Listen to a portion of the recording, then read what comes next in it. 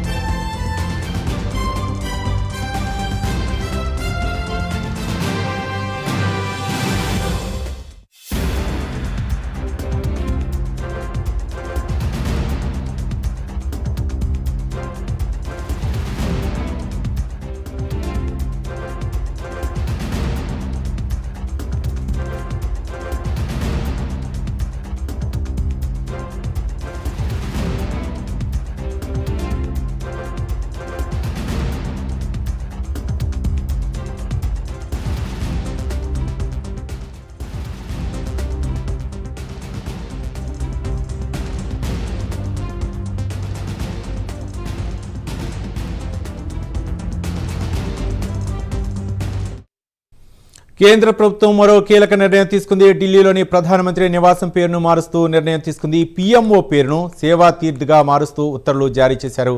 అంతేకాకుండా రాజ్ భవన్ పేరు లోక్ భవన్గా మారుస్తూ జీవో విడుదల చేశారు.